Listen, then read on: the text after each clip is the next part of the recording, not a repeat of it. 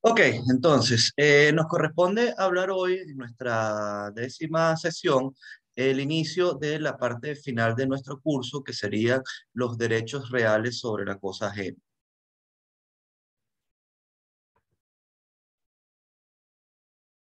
Ok, entonces tenemos que dentro de esa categoría de los derechos reales, el más importante es, por supuesto, la propiedad, que ya lo tratamos ampliamente. Esta importancia, pues, del derecho real de propiedad viene también, tanto por su generalidad, realmente, pues, es una cosa que es consustancial a todas las personas, digamos, dentro del concepto de personalidad jurídica, entendemos, pues, que la posibilidad de tener patrimonio, como recordarán, pues, en el derecho romano, la administración y tener pues la confluencia de todos esos derechos derivaba de tener todos los estatus civiles. Pero bueno, en todo caso, partiendo de esa premisa, sabemos pues que es consustancial que las personas tengan una propiedad. Por supuesto, derivado también la propiedad es una de las bases de las relaciones económicas. Al fin y al cabo, todo lo que implica pues intercambios comerciales, intercambios personales, intercambios de cualquier tipo de actividad humana, pasa en buena medida por lo que es la propiedad y la posibilidad de transferir la misma.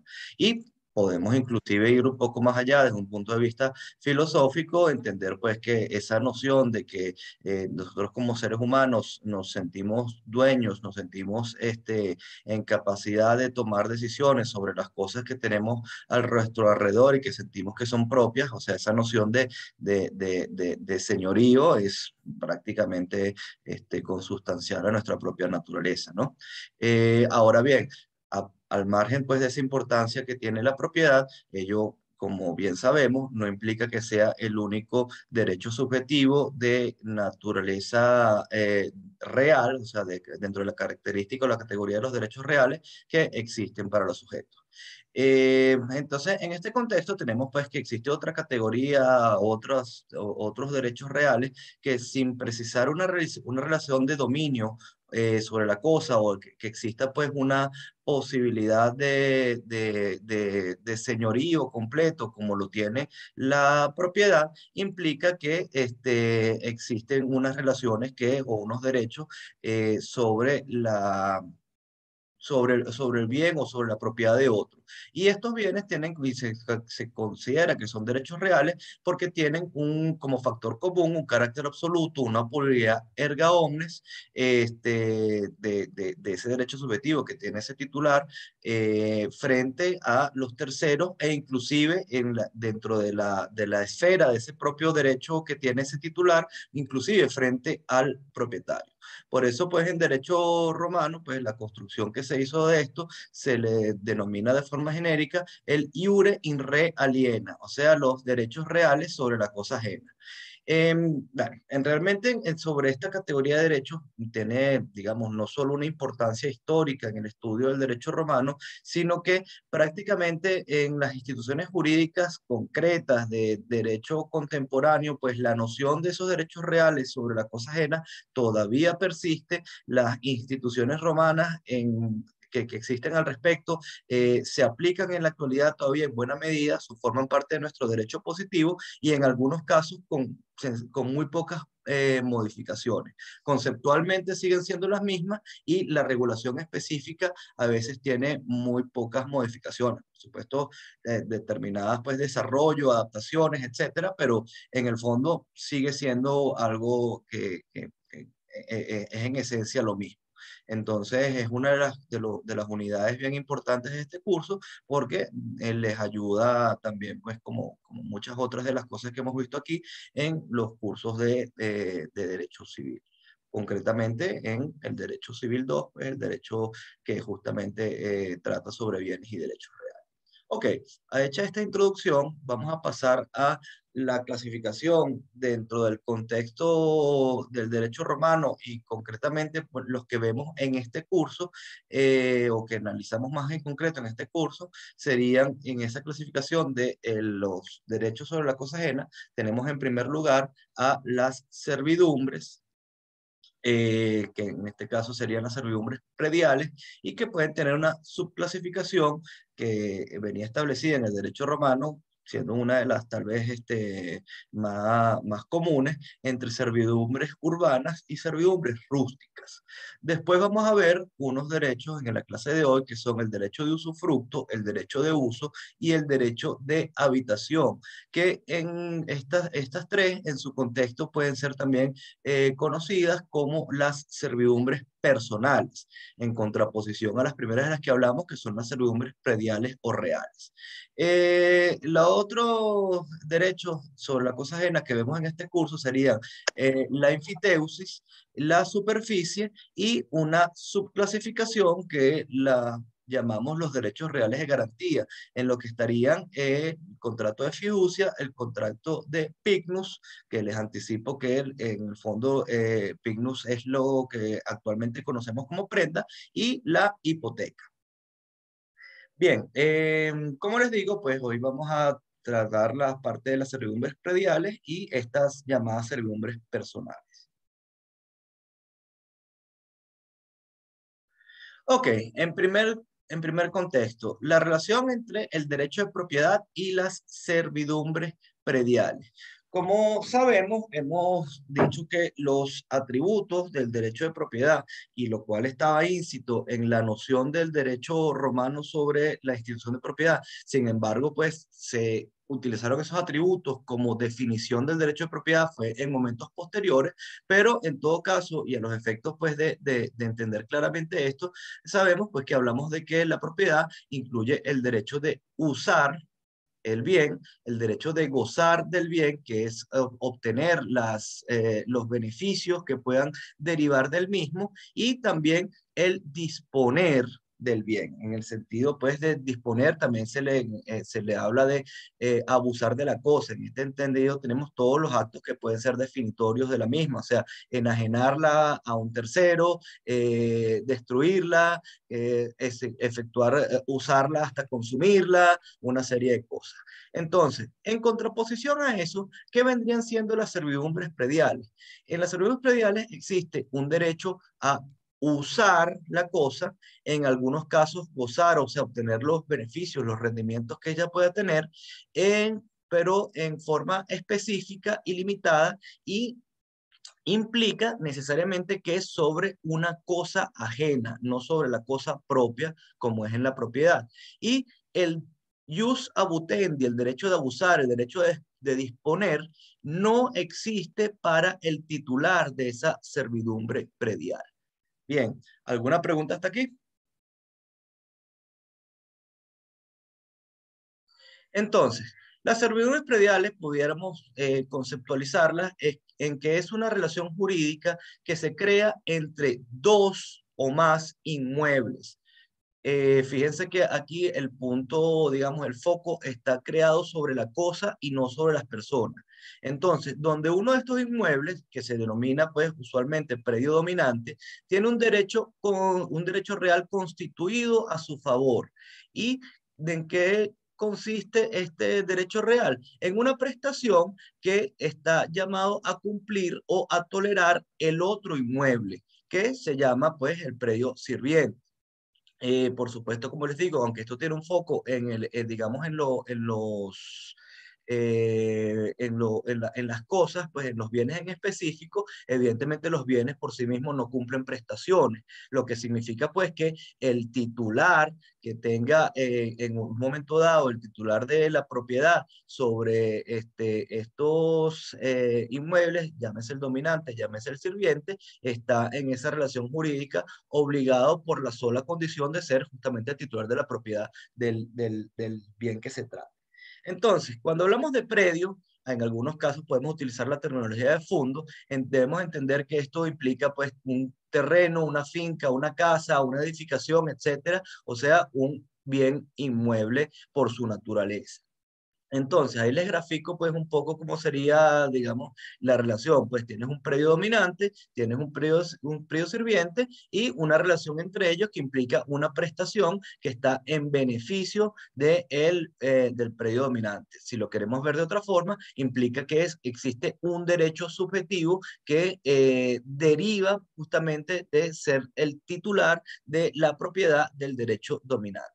Y como les digo, el enfoque está puesto más en las cosas que en las personas que eventualmente sean titulares de esto. Implica que si la propiedad de alguno de estos predios pasa de manos, eso no modifica la existencia de esta relación jurídica de servidumbre, porque vamos a ver, si yo en un momento soy el dueño del predio dominante, eh, y después vendo ese predio, se lo vendo a un tercero, no significa que por eso se extinguió la servidumbre, sino que lo que implica es que yo soy el titular de ese derecho que está incorporado a ese predio dominante, y del mismo modo, pues si yo soy el titular de la propiedad del predio sirviente, independientemente pues de que la haya adquirido posteriormente de que se constituyó la servidumbre, yo igualmente por la mera condición de ser el titular de ese predio donde está creada ese derecho real en beneficio del predio dominante, estoy obligado a cumplir. Bien, ¿estamos claros hasta allí? Sí, profe, gracias. Ok, muy bien.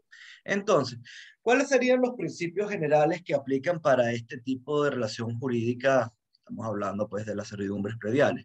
La primera es la vecindad de los fondos, la vecindad de los predios, perdón. Debe existir una proximidad física, geográfica en la ubicación de los mismos, aunque esta relación de proximidad no necesariamente significa que deban ser colindantes. Entonces aquí les muestro. ¿Qué es colindante? Pues justamente cuando los linderos de un fondo son los mismos linderos del otro, o sea, están uno al lado del otro de alguna forma. ¿Ok? Ahora bien, puede existir una relación de servidumbre, no necesariamente cuando existe esta colindancia, sino que puede darse bajo otros supuestos y en los cuales la servidumbre sería igualmente admisible. Por ejemplo, les pongo aquí el ejemplo, imagínense pues de que un fondo está de un lado del camino y otro fondo está enfrente. En ese caso también puede constituirse una servidumbre. O pues, imaginémonos que existe entre el fondo dominante y el fondo sirviente un inmueble de por medio, en lo cual implica que no hay colindancia entre el fondo dominante y el fondo sirviente, pero sin embargo la relación de servidumbre también pudiera crearse. Entonces, esta proximidad es sumamente necesaria porque ya vamos a ver la naturaleza propia de lo que puede constituirse como servidumbre, implicaría que no tiene ningún sentido, ni ninguna utilidad que, por ejemplo, hagamos una servidumbre en un inmueble y que sea el dominante y el fondo sirviente está a 300 kilómetros de distancia, porque sencillamente sería algo inútil porque la relación no pudiera operar. Ok, dentro de estos principios generales, tenemos también que la servidumbre implica una obligación de tolerar para el fondo sirviente. O sea, no significa una actividad o una gestión o una prestación activa que tiene que hacer. No es que tiene que otorgar pues una especie de tributo o impuesto o realizar un pago o entregar pues alguna prestación en especie o una obligación de hacer. No es que tiene que crear, construir, ¿cómo se llama? Algún tipo de edificación en el fondo dominante, ni nada por el estilo, sino que la obligación es de tolerar, es de permitir, es de padecer, es de dejar hacer que el fondo dominante realice alguna prestación en el fondo sirviente. O sea, que tenga, por ejemplo, ya lo vamos a ver con un poco más de detalle, pero suponiendo que en el fondo dominante hay un ganado, implica pues de repente si la servidumbre es de pastar, implica que haya la posibilidad de que ese ganado pase al fondo sirviente y que ese ganado pues pueda alimentarse allí, por poner un ejemplo. Ok, entonces nunca va a ser una relación de, bueno, mira, el fondo sirviente está obligado a pagar todos los años una cantidad de dinero o está obligado a entregar 5 cabezas de ganado o está obligado a venir y construirme las rejas del establo, ¿ok? Bien, El siguiente principio vendría siendo el de indivisibilidad. ¿Qué implica esto? Que los inmuebles, o muchos de los inmuebles, como ustedes pues, conocen, tienen la característica de que son divisibles. Suponiendo, si yo tengo un terreno de 100 hectáreas, puedo perfectamente efectuar ¿cómo se llama? Una escisión, un corte de eso en parcelas y de repente lo transformo pues en dos terrenos de 50 hectáreas, ¿correcto? Ahora bien, si eso llegara a ocurrir, la relación de servidumbre se mantiene en función de los terrenos, de las parcelas que hayan sido creadas.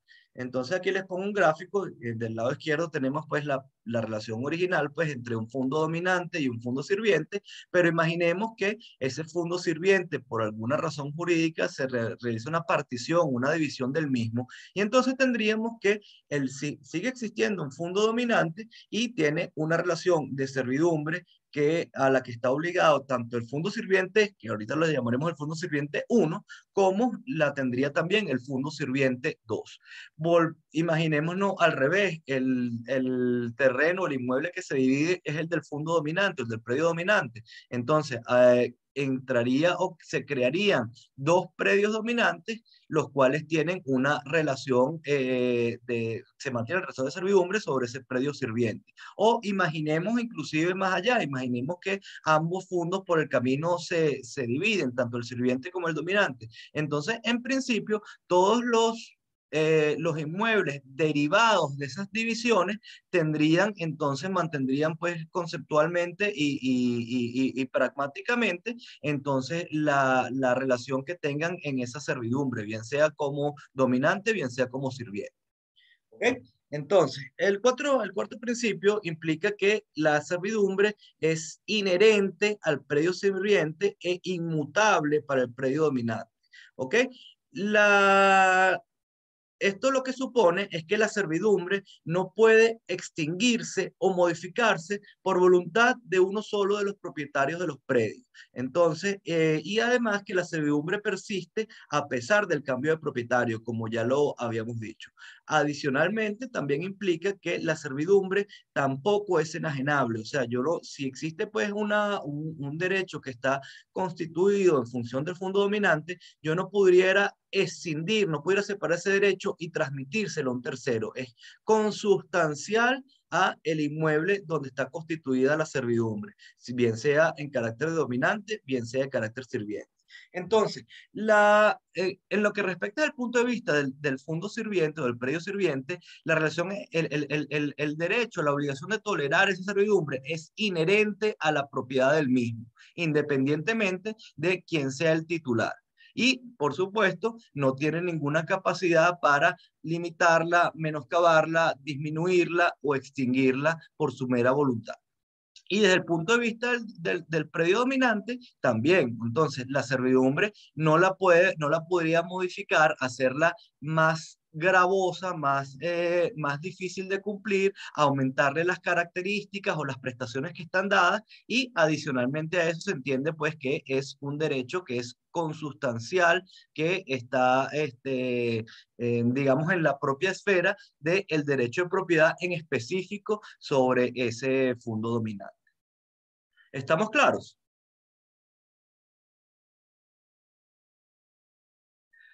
Bueno, continuando entonces con los principios generales. Un principio que, digamos, no le he conseguido nunca un adjetivo que le pueda caber. Entonces hay que explicarlo como no se puede constituir una servidumbre sobre otra que ya está constituida. ¿Ok? Entonces, tenemos que entender que a pesar de que la servidumbre es un derecho real, es de un carácter limitado específico. No existe una servidumbre general para hacer lo que le provoque al fondo dominante sobre el fondo sirviente, sino que tiene una prestación específica, pero adicionalmente es limitado en el sentido de que, como ya les dije, no es enajenable, o sea, es inalienable y está hecho sobre una cosa ajena. Entonces, eso supone la dificultad de que no se puede crear un derecho adicional para un tercero sobre la misma servidumbre. Entonces, si yo tengo una servidumbre de paso, pues que me permite cruzar por el derecho, por el fondo sirviente, eso no significa que yo puedo transmitirle un derecho de paso adicional a un tercero. O de repente, si yo tengo un derecho de paso que me implica que pueda pasar carretas, por llamarlo de alguna forma, conforme digamos, a las situaciones del derecho antiguo, de las relaciones jurídicas humanas antiguas, no significa tampoco que diga, bueno, yo también, entonces, adicionalmente a esto, como titular del fondo dominante, le voy a otorgar entonces un derecho para pasar a pie a un tercer sujeto. ¿Ok? Entonces, por la misma razón de que, y esto tiene que ver con la inherencia y la inmutabilidad de la que hemos hablado, yo tampoco pudiera otorgar ese derecho de servidumbre real como una garantía a alguien más. O sea, yo no pudiera decir, bueno, mira, préstame un dinero y yo te otorgo como garantía la servidumbre que tengo, porque no habría una posibilidad de ejecución. Imagínense que si esto fuera permisible, yo digo, bueno, mira, yo te presto préstame ese dinero, yo te lo voy a pagar, si no te lo pago, pues te quedas con, o me ejecutas la servidumbre que tengo yo allí. En el caso de que yo no pagara, y no habría la posibilidad de ejecutarlo, porque al fin y al cabo, ese efecto de que ese acreedor que tengo yo se hiciera el titular del derecho de servidumbre, a pesar de que no es el titular de la propiedad del derecho del predio dominante, sería imposible. No sé si me siguen. Bueno, espero que sí, porque no estoy escuchando nada. Sí, y profe, una pregunta rápida. Ujú. Eh, o sea, entonces digamos que no podían tampoco existir servidumbres para personas distintas sobre el No, mismo fondo. pudieran existir servidumbres que tengan el mismo contenido o la misma prestación en función de distintos fondos. Bueno, distinta o diferente prestación en función de distintos fondos. Lo que no puede ocurrir es que yo, por ejemplo, siendo el titular del fondo dominante sobre una prestación específica, entonces yo pueda constituir una servidumbre o un gravamen adicional sobre el fondo sirviente por mi mera voluntad. ¿Ok? Ah, ok. Sí, gracias. Bien, entonces, el tercer principio vendría siendo el de ajenidad. Eh, Luego de su creación, la servidumbre implica una limitación al derecho de propiedad, ¿verdad? Del fondo sirviente en función o en beneficio del predio dominante.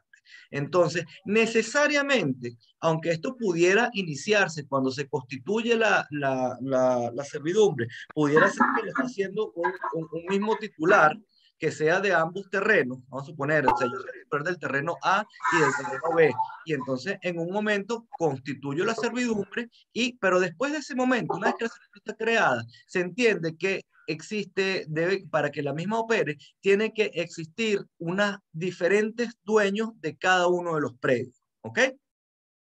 Entonces, ¿por qué? Porque efectivamente no se puede, conceptualmente no se puede ejercitar una servidumbre sobre una cosa propia. Imagínense, si yo soy el titular del derecho de propiedad sobre ambos inmuebles, o sea, yo tengo la plena disposición y todos los atributos del derecho de propiedad sobre los mismos. No pudiera tener una limitación sobre mi propio derecho que se supone que es absoluto. ¿Ok?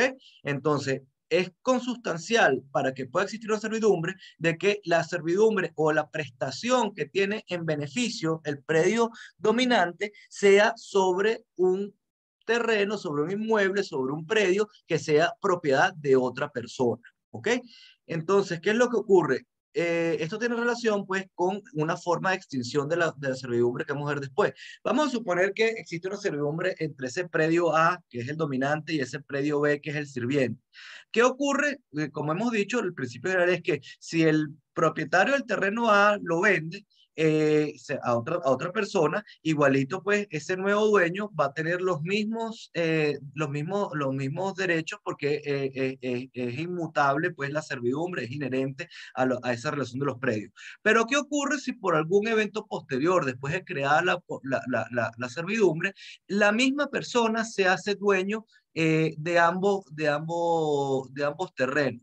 Entonces, en ese caso, la servidumbre se extinguiría por confusión. Confusión, conceptualmente, desde el punto de vista jurídico, lo que implica es que en un mismo sujeto se consolide tanto la posición de sujeto activo de la obligación como de sujeto pasivo de la obligación. Entonces, yo no puedo tener una obligación conmigo mismo. Entonces, es como pues, meterme la mano en el bolsillo izquierdo y para sacar un dinero para meterme en el bolsillo derecho, ¿correcto?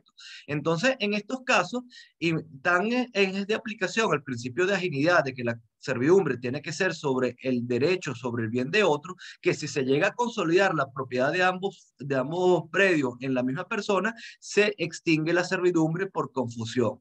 Y esto era así en el derecho romano, pero todavía tenemos, digamos, la aplicación de eso, por ejemplo, si lo revisan, pues en el artículo 750 del Código Civil. Ok, perpetuidad. Como se recuerdan, cuando habíamos hablado de las características de los derechos reales en general y concretamente en la propiedad, pues esto aplica así. Estos derechos son derechos que implican una duración indefinida, o sea, no están creados para, por su naturaleza, extinguirse en una oportunidad o bajo unas circunstancias dadas. Entonces, en principio, la relación de titularidad que puede existir sobre una cosa, en el caso de la propiedad, es indefinida en el sentido de que mientras la cosa exista y que esté dentro del comercio y todo eso, es una cosa que es susceptible de que sea apropiada o que sea que alguien sea dueño de ella. ¿Ok? Esto ocurre también con la servidumbre. Entonces, la idea, cuando se constituye la servidumbre, eso implica que, por regla general, no tiene un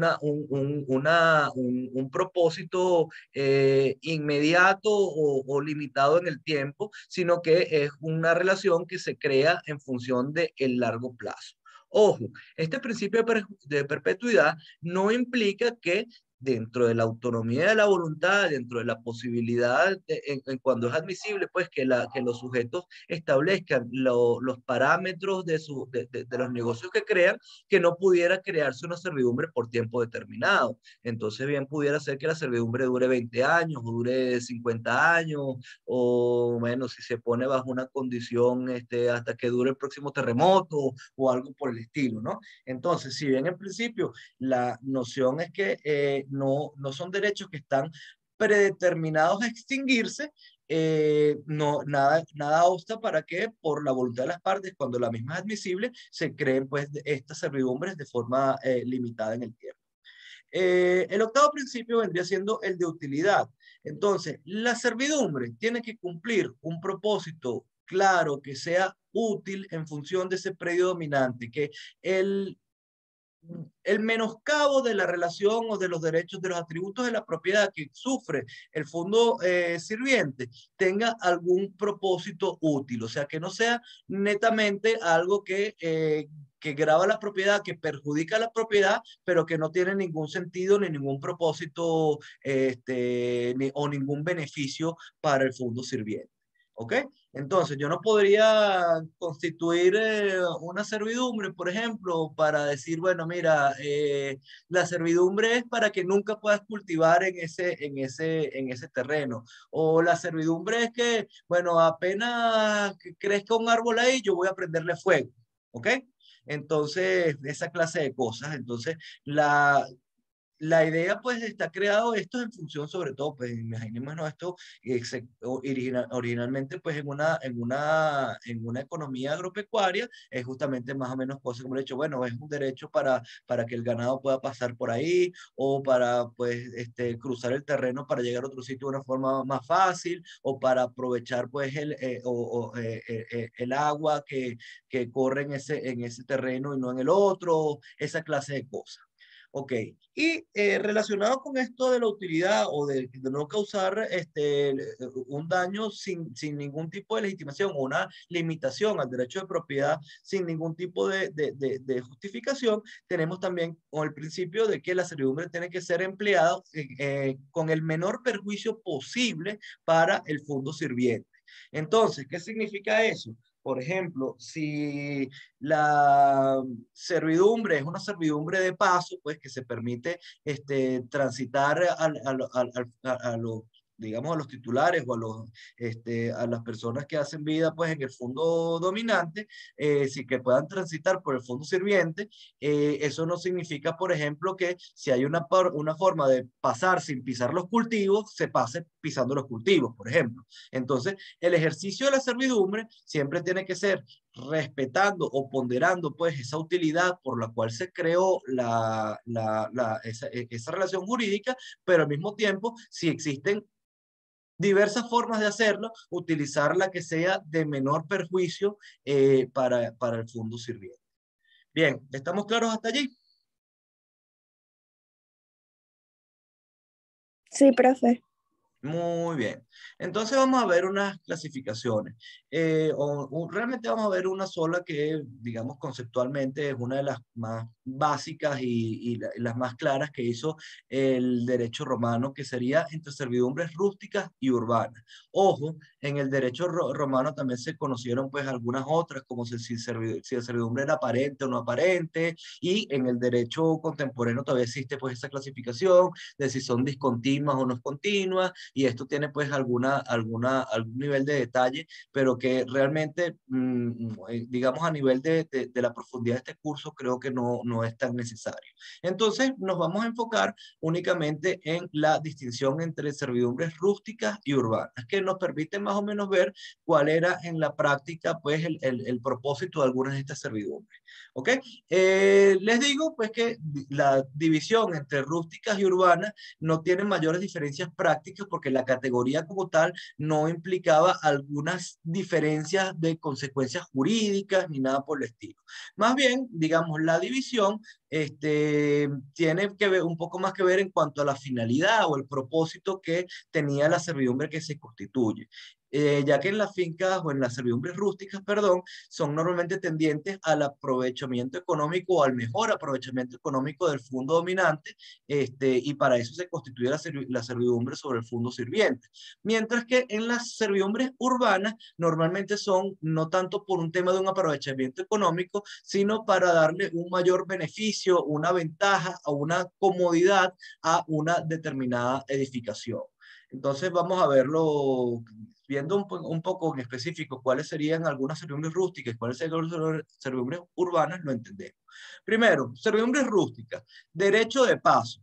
¿Ok? Imaginemos, pues, ya lo adelantamos un poquito, pero imaginemos que el predio dominante no tiene acceso a ninguna vía pública y el fondo sirviente sí lo tiene. Entonces, en este caso, pues, una de las fórmulas que pudiera existir para facilitar o para facilitar ese tránsito, o tal vez no que no exista acceso a la vía pública, sino que el acceso a la vía pública sea más rápido a través del fondo sirviente que dando pues una vuelta por otro lado. Entonces, esto normalmente daba pie a que se pudiera, dentro de las circunstancias, constituir una servidumbre de paso.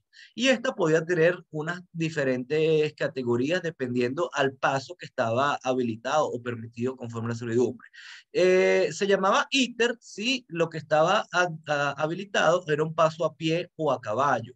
Se llamaba actus si era que aparte pues del paso a pie o a caballo se habilitara pues el paso con ganado o con carretas.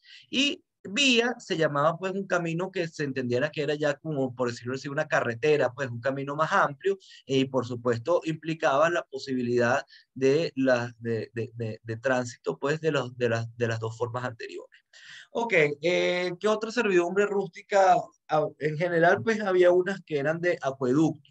Esta también tiene sus subclasificaciones, pero en todo caso, pues las servidumbres de acueducto lo que implicaban era la posibilidad de utilizar o de dirigir las aguas a través del fondo sirviente en beneficio del fondo dominante. Entonces vamos a suponer que en el fondo sirviente había algún estanque, alguna fuente de agua, un río, etcétera, y no en el fondo dominante, entonces había la posibilidad pues de crear algún tipo de estructura, de ingeniería, para dirigir parte de esas aguas al fondo dominante. O la modalidad pudiera ser, bueno, mira, tenemos un acceso irrestricto a ir a cargar agua, a ir a recoger agua en ese sitio, o inclusive pudiera ocurrir que no, en ninguno de los, que la fuente de agua no estaba ni en el dominante ni en el sirviente, pero que a los efectos pues de que estuviera pues en otro terreno distinto, público o privado,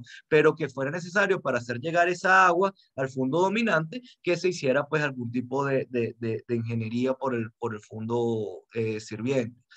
Ya les dije como ejemplo anteriormente una servidumbre de pasto, que los animales, pues el ganado, lo que sea, pudiera, desde el fondo dominante, pudiera ir a pastar al fondo sirviente. Y similar a esta sería la servidumbre de abrevadero, que no solo pues sea de pasto, sino que justamente esos animales puedan ir a tomar agua pues digamos, en las fuentes de agua que haya en el fondo sirviente. Tal vez no en todas, en algunas, pues depende de los detalles lo que se pudiera hacer. Había también una posibilidad de construir una servidumbre para la extracción de minerales. Cuando hablamos de estos minerales, habitualmente estamos hablando de minerales que fueran de posibilidad de obtener de forma superficial, tipo cal, arena, carbón, o sea, porque ¿qué es lo que pasa? Cuando ya era una actividad propia de minería, como hemos visto en otros contextos de este curso, ya lo que era minería, lo que estaba en el subsuelo, era una res pública, pues una propiedad estatal, y que la explotación de la misma, pues, por lo general implicaba pues una habilitación, una concesión que se le diera a alguien. Pero digamos, si lo que se interesaba era pues piedra, arena, grava, alguna cosa que pudiera obtenerse sin una actividad digamos, de minería, de abrir túneles, etcétera, esto estaba dentro de la posibilidad de lo que se pudiera constituir una servidumbre rústica. Ok, por supuesto, esta no es la única categoría, las únicas tipos de servidumbre rústicas que pueden existir, pero bueno, algunos de los más vistosos, por llamar de alguna forma, para que entendamos el concepto. Por supuesto, también estas servidumbres, pues muchas de ellas las vemos en el libro de texto con identificadas con unos latinazos bastante largos que realmente a los efectos, digamos, del estudio conceptual de los mismos se nos hacen un poco innecesarios. En cuanto a las servidumbres urbanas, tendríamos, por ejemplo, y aquí vemos un poco más la diferencia entre cuál es el propósito de la servidumbre urbana. Imagínense pues que el curso pues de las cloacas, pues de las aguas de desperdicio que pudieran generarse en un inmueble, producto pues de la habitación humana, se permitiera pues construir en el fondo sirviente pues algún tipo de canalización de esas aguas. Eso sería entonces la posibilidad de que exista una servidumbre de cloaca, o pudiera ser lo que se llamaba el altius non tolendi, o sea, altura no tolerada. Esto sería pues la posibilidad o impedir que en el fondo sirviente se hicieran construcciones, o se hicieran unas construcciones que fueran más allá de determinada altura, todo esto de manera de asegurar el derecho de vista, o la posibilidad pues de vista desde el fondo dominante, perdón. Tenemos clara entonces la clasificación, los ejemplos y la distinción entre rústicas y urbanas. Sí, profe. Muy bien. Entonces, vamos a pasar ahora a las formas de constitución de las servidumbres prediales. ¿Cómo se crea esta relación jurídica? Entonces, tenemos pues algunas diferencias entre lo que vendría siendo los modos de constitución durante lo que denominamos la etapa del derecho clásico, con lo que implica la evolución que tuvo esto en el derecho justinianeo. Entonces, en el derecho clásico se podía constituir una servidumbre bajo los medios con los cuales se podía transmitir la propiedad de las cosas, de las res mancipi. Entiéndase pues la mancipatio y la injure cessio. ¿Ok? Entonces había aquí eran modos en los cuales se podía transmitir la propiedad, pero igualmente eran modos a través de los que los sujetos podían entonces constituir pues esto, un derecho real como la servidumbre. Entonces, el otro medio que existía conforme al derecho clásico sería la adjudicatio. ¿Qué significa esto? Pues la disposición judicial, la sentencia, el acto jurisdiccional que pudiera producirse en un juicio divisorio de la propiedad y entonces que se determinaba, pues, bueno, el lote de terreno de la izquierda le toca pues a un determinado sujeto y el lote de terreno de la derecha le toca pues a otro sujeto. Entonces, en estos casos, la sentencia, ese acto jurisdiccional se convierte pues en constitutivo del derecho porque se adjudica a partir de ese momento la propiedad a uno de los, al sujeto en específico del que se trata. También tenemos entonces que por legado, que sería pues bajo la idea de la adjudicación, pero ya digamos no por vía judicial o por el negocio jurídico que puede existir entre los sujetos, sino por vía testamentaria y con efectos después de la muerte del testador. Suponiendo, entonces yo tengo un terreno y entonces pongo en el testamento que ese terreno se va a dividir entre mis dos hijos, pero que bueno, se le va a constituir una servidumbre al terreno A en beneficio del terreno B. Y por supuesto eso va a ocurrir una vez que yo fallezca, o inclusive el terreno no está dividido, es un terreno uno solo, pero entonces por testamento yo digo, bueno, quiero que ese terreno se divida en dos partes iguales, no iguales, como sea que se establezca, y entonces, pero el terreno A va a tener una servidumbre en beneficio del terreno B, ¿ok? Y la otra cosa que tenemos dentro del derecho clásico que tratan los autores, aunque no de forma totalmente uniforme, hay cierta discusión sobre si la posibilidad de la usucapión. Yo creo que hemos hablado del término de la usucapión en otros momentos que lo demos, digamos, para entenderlo pues en clave de derecho moderno, estamos hablando que la usucapión es lo mismo que la prescripción adquisitiva, que es la posibilidad de, por el ejercicio de la posesión durante un tiempo largo, si bien sea tolerada o al menos no atacada por el propietario, entonces puede constituirse, se puede arribar a la propiedad, al derecho de propiedad a través de esa posesión prolongada. Entonces, en este contexto, pues la usucapio para el autor Bernat implica o afirma que era uno de los modos de adquisición o de constitución de la servidumbre en el derecho clásico. Para Petit dice que esto solo ocurrió en unas etapas iniciales del derecho romano y que luego fue expresamente prohibida la posibilidad de que la usucapión fuera un medio de constitución de la servidumbre. Esto nos dice que fue a través de una ley de nombre de Escribonia. Bueno, ustedes se recordarán que lo hablamos en su momento, que a veces la fuente lex del derecho romano, eventualmente pues traía los nombres de los jurisconsultos o de los senadores pues que la hubieran propuesto, etc. Entonces, bueno, esto sería, digamos, según Petit, pues que esto estuvo prohibido. Se preguntarán por qué pudiera ser algo discutido en doctrina o incluso pues que si es habilitado o prohibido que una servidumbre pueda constituirse por la usucapión. Bueno, porque digamos, la servidumbre es una situación anómala dentro de lo que es la relación de propiedad y normalmente pues la seguridad jurídica o la construcción en derecho de esto implicaría pues que sea a través de un acto jurídico expreso de alguna forma, ¿no? Entonces entender que, bueno, mira, se creó la servidumbre porque yo comencé a caminar por aquí, caminé por aquí todo el tiempo y lo he caminado durante muchos años y eso entonces implica que tengo un derecho real sobre tu propiedad, es algo pues que a veces es un poco difícil de entender que sea como legítimo pues en un orden jurídico. Sin embargo, pues ahí les dejo esa noción.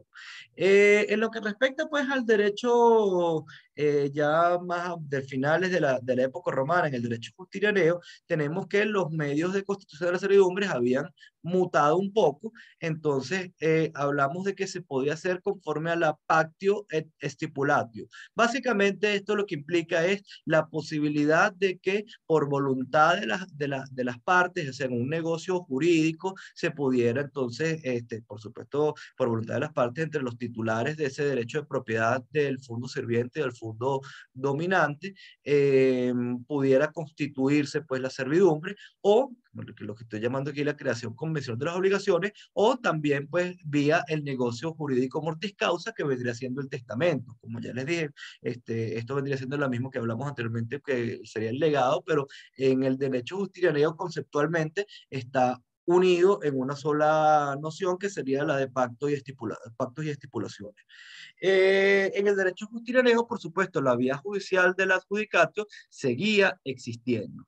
Ahora bien, ya para este momento, en general, para muchas instituciones jurídicas, se había sustituido o flexibilizado las formalidades.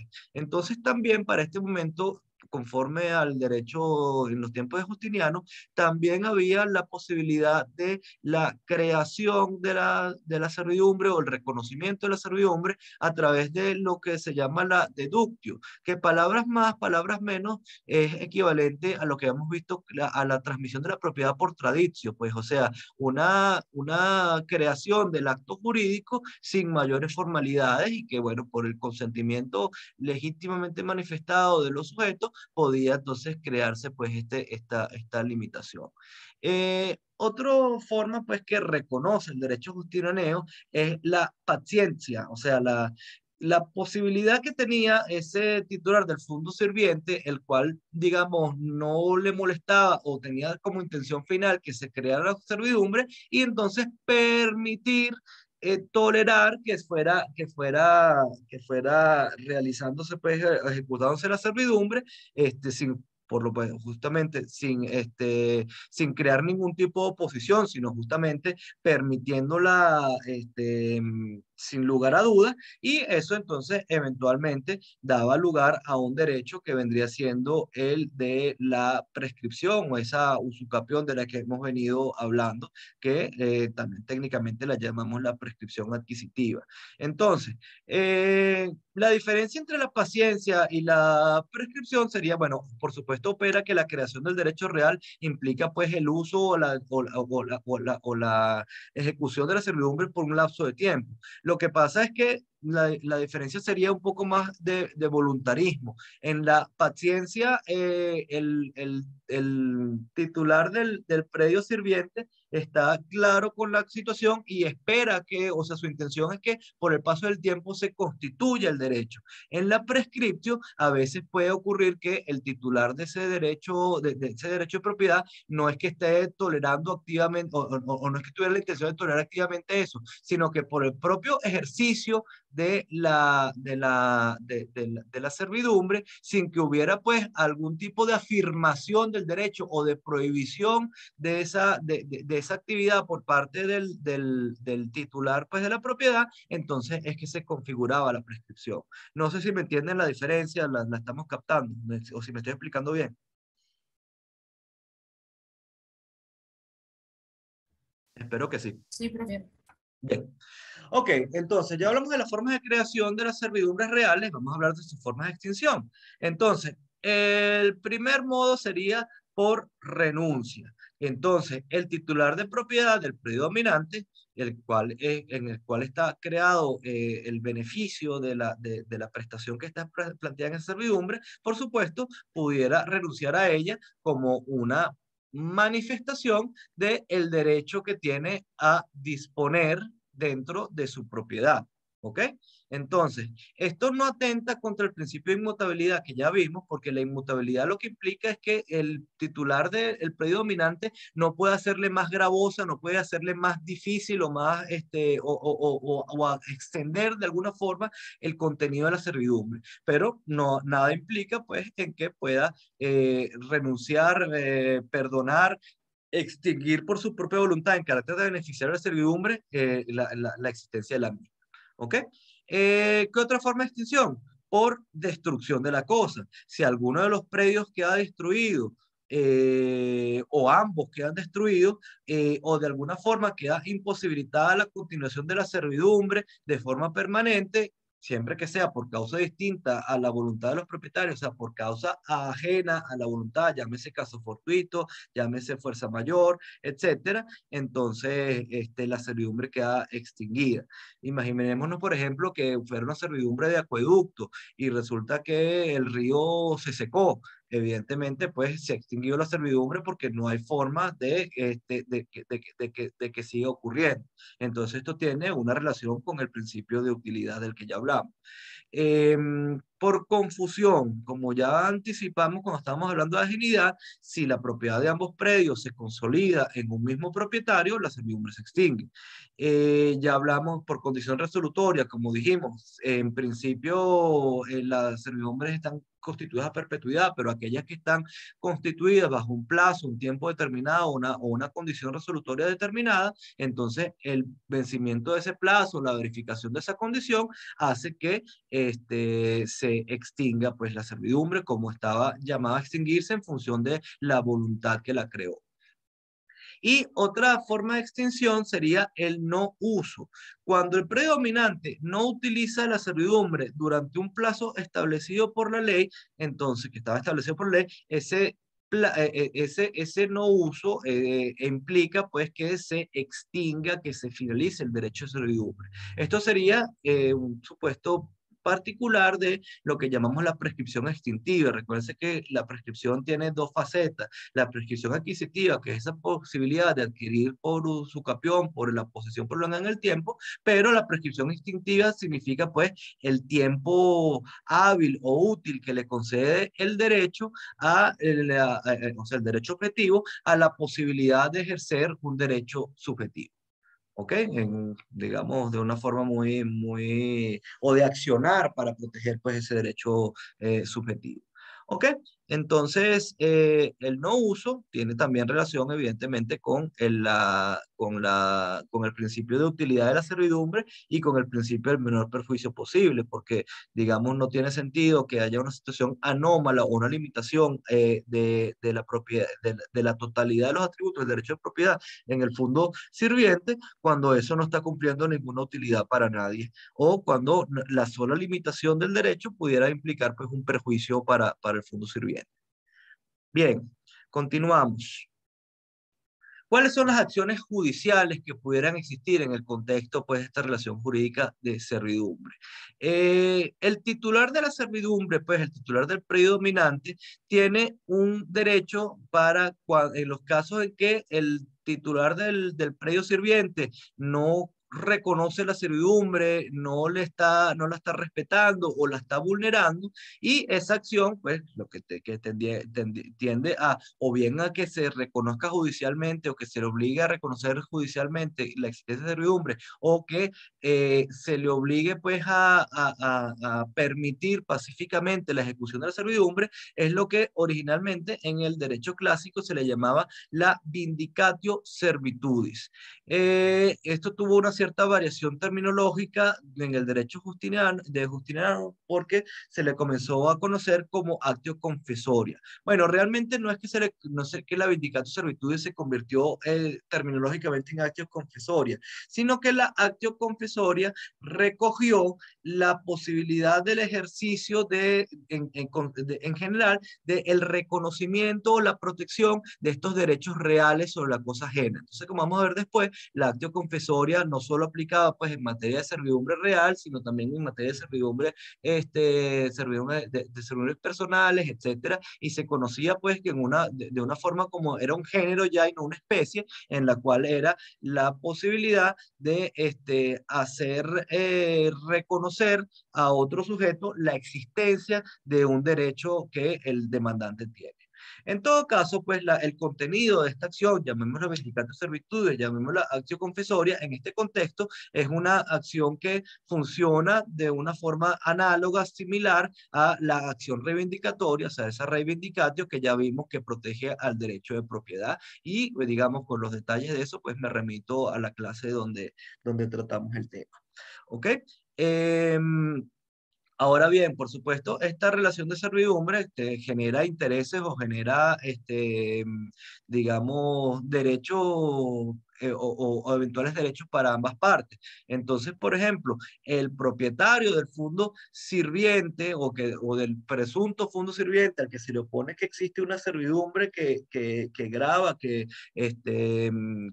la que su propiedad está obligado, también puede ejercer lo que se llamaba la acción negatoria, que es una acción que es tendiente a que se reconozca o que se declare que la servidumbre es inexistente, bien sea por había cualquier, digamos, circunstancia específica, bien que sea que no hubiera sido realmente constituida o que la misma no hubiera sido constituida conforme a los medios o que estuviera viciada la forma de creación de la misma o que, bueno, por algún supuesto de nulidad o porque ya había operado alguna causa de extinción de la misma, etcétera. Entonces, si se fijan, esta acción negatoria, que también es una forma genérica que la hemos visto cuando hablamos de las acciones de la relación entre propiedad y posesión, en definitiva es esa pretensión que puede tener pues un determinado propietario para protegerse o para defender que quien aduce que tiene un derecho sobre su cosa, ese derecho como tal no existe y que eso sea judicialmente determinado así. Bien, ¿alguna pregunta hasta allí? No, todo Ok. claro, profe. Bueno, perfecto, me contenta. Entonces vamos a pasar a lo que vendrían siendo las servidumbres personales, o lo que se denomina, pues, servidumbres personales.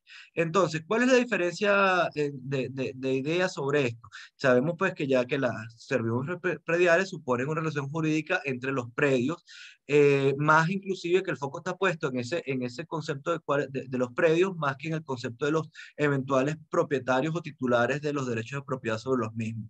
En el caso de las servidumbres personales es distinto, ya que la prestación, ya que el derecho que se constituye sobre el bien o sobre esa cosa ajena, le corresponde a un sujeto o unos sujetos concretos y determinados, ¿ok? Entonces, mientras en aquel caso estamos hablando de fondo dominante, fondo sirviente, en este caso estamos hablando que Pedro Pérez tiene un derecho específico de naturaleza real sobre la cosa de otro. ¿Ok? Entonces, en este contexto, las servidumbres personales, digamos por antonomasia, vendría siendo el usufructo, que es la más completa. Hay unos derechos que se denominan o que digamos, doctrinalmente denominamos para esto como los derechos análogos a el usufructo, que vendrían siendo el uso y habitación. Bueno, también había otros, pero digamos a los efectos de lo que es más importante para nosotros en este curso, hablaremos del uso y la habitación. ¿Ok? Entonces, comenzamos hablando del usufructo. Volvemos a nuestra noción de que la propiedad tiene los atributos de usar y gozar y disponer de la cosa. En el caso del usufructo, implica que un sujeto distinto a ese propietario ostente los dos primeros atributos, o sea, el derecho de usar, sería ese ius utendi, y el derecho a gozar de los frutos, de los rendimientos, de los beneficios que pueda derivar de esa cosa, que es lo que se llama el ius fruendi. ¿Ok? Entonces, si hacemos esa división de los atributos del derecho de propiedad al contener el usufructo, tendríamos que ese usufructuario, entonces tiene el ius fruendi y el ius utendi sobre la cosa, y el nudo propietario, pues, que sería pues el titular del derecho de propiedad, solo se queda mientras ese usufructo exista con el ius abutendi, o sea, el derecho de disponer y el derecho de abusar de la cosa en determinados contextos. Entonces, aquí pues los introduzco este concepto del nudo propietario, que es como se entiende pues a ese sujeto que ha otorgado en parte de los atributos de su propiedad en usufructo, y la noción de etimológicamente eso es nudo propietario, lo que significa es que la propiedad está desnuda, o sea que tenemos que entender que está en un estado residual. ¿Ok? Los usufructos, en lo que respecta a su modo de creación, tenemos que en el derecho clásico se constituyen a través de la emancipatio, de la injure cessio y de la adjudicatio, en los términos pues de los que ya analizamos previamente. Y en el derecho justinaneo sería a través de los pactios estipulatios, o sea, los pactos y estipulaciones, que volvemos a lo mismo, sería pues medio de creación de ese negocio jurídico por la voluntad de las partes, bien, o la voluntad de las partes cuando es acto entre vivos, o la voluntad pues de el sujeto titular de los mismos cuando es mortis causa, o sea, vía testamento, y también pues había la posibilidad de crearlas pues sin mayores formalidades a través de lo que llamamos la deductio, que como les dije pues vendría siendo la misma noción que la tradición. Ok, entonces, en lo que respecta a la extinción del usufructo, tenemos pues que hay algunos medios que vendrían siendo similares a los de la servidumbre, pero bueno, también en función de que se trata de un derecho de naturaleza personal, entonces hay unas causas de extinción que tienen que ver concretamente justamente con vicisitudes de la persona del usufructuario. Entonces, en primer lugar, el usufructo se extingue por la pérdida o destrucción de la cosa. Entonces, yo no puedo tener un derecho sobre una cosa que ya no existe. ¿Ok? La otra cosa es por la renuncia del usufructuario, siendo el beneficiario de ese derecho que está constituido allí, pues perfectamente puede extinguirlo o puede renunciar o puede establecer pues que ya no desea que el mismo que sea un derecho que esté dentro de su esfera patrimonial. Puede ocurrir también por la muerte del usufructuario, evidentemente si es un derecho de naturaleza personal, si esa personalidad jurídica se extinguió, no puede continuar válidamente el derecho. Por sobre todo porque es una naturaleza, derecho de naturaleza personal y por consiguiente no son susceptibles de transmitirlos a sus herederos. Por la misma naturaleza de la extinción de la personalidad jurídica, la capitis diminutio del usufructuario extinguía el usufructo. En este caso, cuando estamos hablando de capitis diminutio, estamos hablando de cualquiera de sus grados. ¿Por qué? Porque al fin y al cabo, si es el grado máximo, la persona entonces no, pierde el estatus de libertad y evidentemente no puede ejercer actos de la vida jurídica. En lo que respecta pues al usufructo, es una institución de derecho civil y si la persona no tiene la ciudadanía, pues no tiene acceso a ese derecho, a ese derecho civil. Y en el caso del grado mínimo, si no tiene el ejercicio o no tiene el uso de un patrimonio propio, entonces tampoco pudiera tener esa capacidad negocial para continuar siendo el beneficiario de ese usufructo. También la extinción podía ocurrir por falta de uso. Y aquí se hablaba pues de un año si se trataba de muebles o 2 años si era inmueble. Más o menos la misma noción que tenemos anteriormente. Entonces, si esto lo entendemos como una situación particular o excepcional o una separación excepcional de la propiedad, si eso no está teniendo una función lícita, efectiva, práctica, entonces cesa de existir.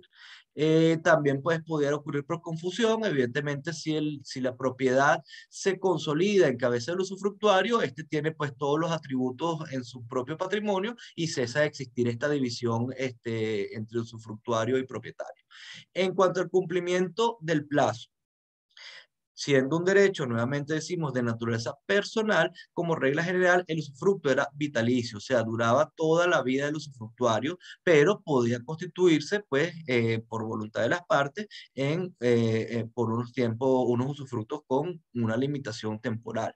El usufructo también podía constituirse en favor de personas jurídicas y que, por supuesto, sabemos que en estos casos la personalidad jurídica, la persona jurídica en sí mismo puede que no finalice, pues no tiene un lapso vital como las personas naturales. Entonces, en este caso, para no convertirlo en una cosa totalmente indefinida, se establecía pues una duración que por descarte, salvo que se pactara otra cosa, era una duración de 100 años en el entendido pues de que la percepción era que para hacerlo algo similar a la duración que podía tener el usufructo de la persona física, se entendía pues que el máximo lapso de vida que pudiera tener de repente alguien era como muy, muy, muy lejos, 100 años, ¿no? Que digamos, si ya es algo difícil en los tiempos actuales, en los tiempos de los romanos era algo, bueno, sumamente, prácticamente una imposibilidad, ¿no? En lo que respecta a la regulación del usufructo, el mismo tenemos que tener claro que opera sobre bienes corporales, no sobre bienes incorporales. Y dentro de estos bienes corporales tiene que tratarse de bienes no consumibles o al menos no consumibles por el primer uso, porque difícilmente yo te puedo dar un derecho a usar y a obtener los frutos de una cosa que se extingue con el primer uso. Bueno, te voy a dar un usufructo sobre este chocolate, úsalo, te lo comiste y se acabó. Entonces, no tiene, no, conceptualmente no pudiera caber allí, por supuesto. Eh, el usufructuario también hace uso de la cosa con la obligación de conservarla y hace suyo los frutos. O sea, ya lo hemos hablado, el ius utendi, usar la cosa, el ius fruendi. Entonces, los frutos, si nos vamos pues a la noción moderna, los entendemos como los frutos naturales y los frutos civiles, más o menos que también era, eso era entendido así en el derecho romano. Los frutos naturales son aquellos beneficios que puede, que son susceptibles pues de obtenerse de la cosa por sus propias propiedades. Entonces, por ejemplo, si es animales, pues las crías que estos puedan tener, si son especies vegetales, pues los frutos de los mismas, etcétera. Pero también hablamos de los frutos civiles, que son los rendimientos, los beneficios que puede obtenerse de algún bien, que por ejemplo, si yo tengo un bien y lo doy en alquiler, eso me causa un beneficio, correcto. Entonces, la idea es que el usufructuario tenía estos dos atributos mientras durara el usufructo, pero por supuesto no era el propietario y como no tenía el derecho de disponer o el derecho de abusar la cosa, tenía que mantenerla en el estado en el que había sido recibida y bajo, digamos, la premisa de que eventualmente ese usufructo termina y debe devolverse pues la cosa al propietario en el mismo similar estado que tenía cuando se inició pues esta relación. El usufructuario, mientras durara el usufructo, era el que en general estaba obligado a pagar los gravámenes, o sea, todo lo que implicara pues el uso del inmueble o la relación jurídica que existía pues por la explotación del inmueble, inclusive los impuestos, cualquier tipo pues de gasto que estuviera relacionado con la propiedad del inmueble. ¿Por qué? Porque aunque el propietario sigue siendo el propietario, realmente el que le está teniendo un aprovechamiento en ese momento al bien es el usufructuario. Eh, por supuesto, el usufructo podía tener una causa gratuita, un ánimo de liberalidad, en el sentido de que de repente el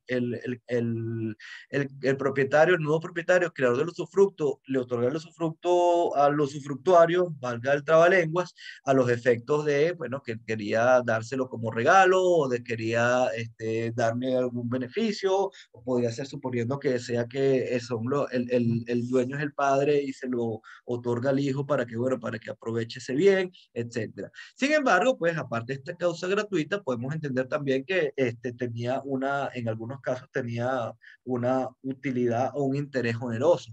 Vamos a suponer que yo tengo un terreno en esa noción pues agropecuaria de la existencia que no tengo el interés de explotar, entonces bueno, pues, se lo intercambio, pero tampoco lo quiero vender, se lo otorgo pues en un usufructo pues a una persona que sí le va a explotar y él me da algún tipo de prestación por eso, ¿no? Eh, como ya dijimos, es un derecho inalienable en el entendido, pues, de que no existe la capacidad o el atributo de la propiedad que implica disponer de la cosa. Entonces, derivado de eso, el usufructuario no puede enajenar el usufructo a un tercero, al menos no sin el consentimiento del propietario, en el caso, pues, habría, según los casos, implicaría una innovación, un nuevo usufructo, pero en todo caso, en principio, por su sola voluntad, el usufructuario no puede enajenárselo a un tercero, lo cual no significa que no pudiera constituir algún tipo de derecho para un tercero, pero no un derecho real, porque aquí aplicaría de forma analógica esa idea que ya vimos de que no puede constituirse una servidumbre sobre otra servidumbre. Entonces no sería, bueno, yo soy el usufructuario y como consecuencia de eso puedo concederle un derecho de uso que también sea real a un tercero. Pues no, pero si pudiera arrendarlo, por ejemplo. Entonces, esa clase de cosas sí serían factibles. ¿Ok? Eh, bueno, por supuesto, esto también tiene relación con que se trata de un derecho de naturaleza personal y usualmente es esencial que el usufructo se le otorga en función de la identidad y la calidad y la condición del usufructuario. Entonces, al nudo propietario no le interesaría que este derecho fuera libremente transmisible tampoco. Entonces resulta que ahora ¿quién eres tú? Bueno, yo soy el usufructuario de tu bien. Bueno, pero es que yo no contraté contigo, yo contraté con Pedro Pérez, a ti no te conozco. Entonces, digamos, la idea de que el usufructo es inalienable tiene una consecuencia de la concepción teórica que tiene este derecho, pero al mismo tiempo tiene un raciocinio o una necesidad práctica. Ok, fíjense algunas cosas que tienen que ver con esta relación de lo que sería el usufructuario, con ese jus utendi y fruendi, y lo que es entonces lo que tiene la nuda propiedad que está en manos del propietario. ¿Qué ocurre, por ejemplo, si existe un temporal, un huracán, un tornado, lo que sea, y hubieran árboles arrancados en la propiedad, hubiera animales muertos? Por eso yo digo que un tornado, lo que sea, para hablar de una noción de causa fortuito o fuerza mayor, o sea que no fue voluntad ni el usufructuario ni el usufructuante.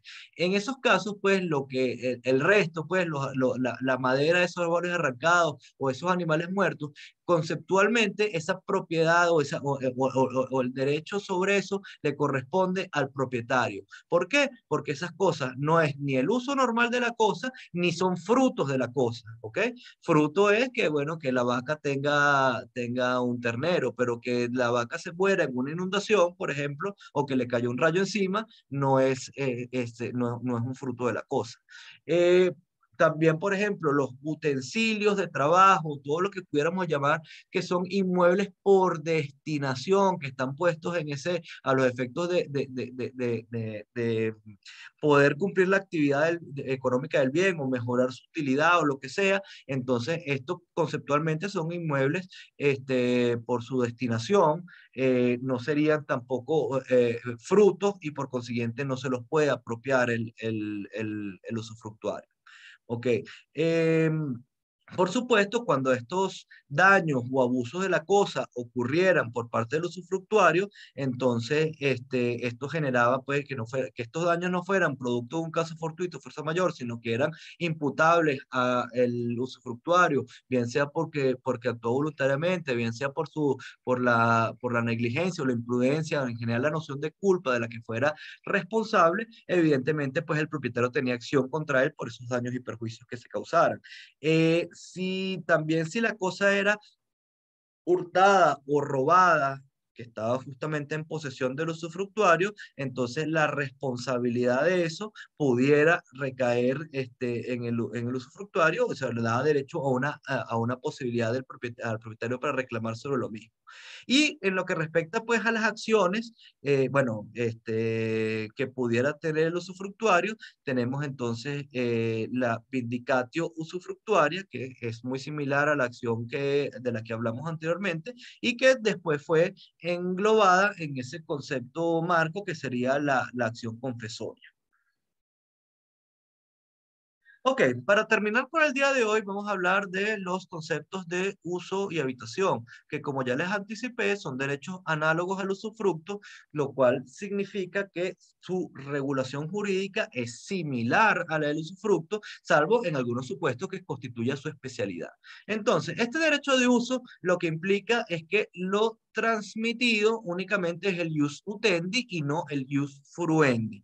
Ojo, aunque ya bajo las reglas de Justiniano se admitió un derecho a la posibilidad de que ese usuario pudiera acceder o pudiera beneficiarse de los frutos de la cosa, pero limitados a un consumo personal o un consumo familiar, o sea, no para establecer un provecho económico, una actividad económica de los mismos, sino que si evidentemente pues el derecho de uso era sobre una casa y en esa casa había pues de algunos árboles frutales o un pequeño conuco, por llamarlo pues con la terminología tradicional aquí en Venezuela, entonces implicaba que esa, digamos, lo que fuera pues para lo que se entendiera normalmente, pues que era un consumo normal, un consumo que no implicaba un enriquecimiento para ese usuario, estaba dentro de un parámetro de tolerancia dentro del derecho de uso. El derecho de habitación supone es un derecho de habitar un inmueble ajeno o de parte de él mismo. Esto, aunque bien podía ser constituido de forma onerosa, tenía un fuerte componente de liberalidad. Imaginemos un ejemplo que pudiera ser para el derecho romano, pero perfectamente pudiera aplicar actualmente. Imaginemos pues una casa de familia de un padre que tiene varios hijos y ese padre eventualmente entonces quisiera pues que la casa de familia, independientemente de lo que ocurra con ella una vez que él fallezca, siempre haya uno de los hijos que siempre tenga su cuarto, su acceso, su derecho a estar bajo ese techo independientemente de lo que ocurra a futuro. Entonces podía constituir ese derecho de habitación. Entonces, bueno, mira, la idea de alguna manera con esto pudiera ser proteger la posibilidad, pues, de que ese sujeto, ese beneficiario, siempre tuviera un techo sobre su cabeza en el caso de que lo decidiera tener así. Entonces, bajo esa premisa o esa fuerte noción de liberalidad o de asegurarle pues un techo a alguien, la habitación no se extinguía por su falta de uso y tampoco se extinguía por la capitis diminutio del titular. En este caso, pues debemos interpretar que se trata de una capitis diminutio media o mínima. O sea, si la persona llegaba a perder su estatus familiar o su estatus de civitatis, se podía entender que aún el derecho a habitación persistía bajo ese concepto, pues, o esa intención del constituyente del derecho real de que siempre tuviera, pues, ese lugar donde residir él y los beneficiarios que puede ser su familia, lo que fuera.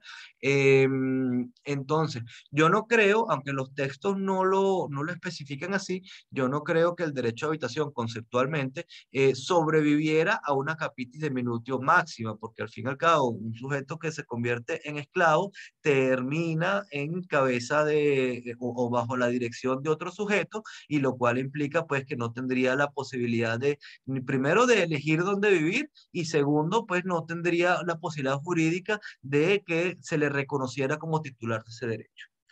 Bien, con eso terminamos la clase de hoy.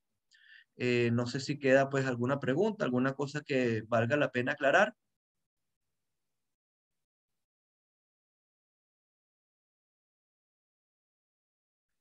Bueno, de no ser así, damos por concluida la sesión. Hasta luego, nos vemos entonces en la semana que viene. Hasta luego. Hasta luego.